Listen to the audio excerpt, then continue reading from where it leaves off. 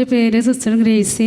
ഞാൻ ഇരിഞ്ഞാലക്കുട രൂപതയിലെ മതിലകം കോൺവെൻറ്റിലെ അംഗമാണ്. കഴിഞ്ഞ മെയ് മാസത്തിലാണ് ഞാൻ പ്രയറിന് വേണ്ടി ഒരു വർഷത്തേക്ക് ഇവിടേക്ക് വന്നത്.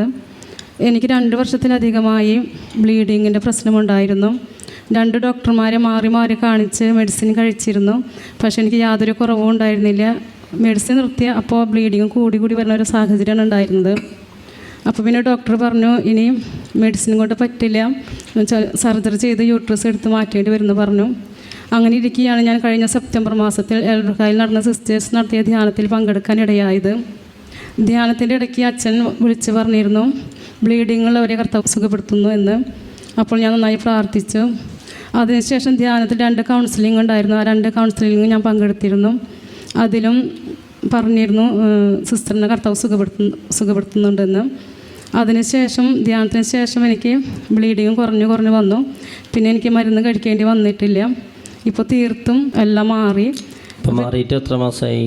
3-4 മാസമായി. ഇപ്പം എനിക്ക് നല്ലൊരു കൈയടി കൊടുത്ത് 2 വർഷമായിട്ടുള്ള ഒരു രോഗപീഠയാണ് മാറി കിട്ടിയത് കേട്ടോ. കഴിഞ്ഞ സെപ്റ്റംബറിൽ ഇവിടുത്തെ സിസ്റ്റേഴ്സിൻ്റെ ധ്യാനത്തിൽ പങ്കെടുത്തു.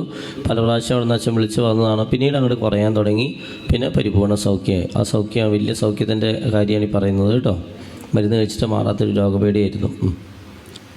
ഇത്രയും വലിയ സൗഖ്യം തന്ന കർത്താവിനും പരിശുദ്ധ അമ്മയ്ക്കും 1000 നന്ദി പറഞ്ഞുകൊണ്ട് നിർത്തുന്നു.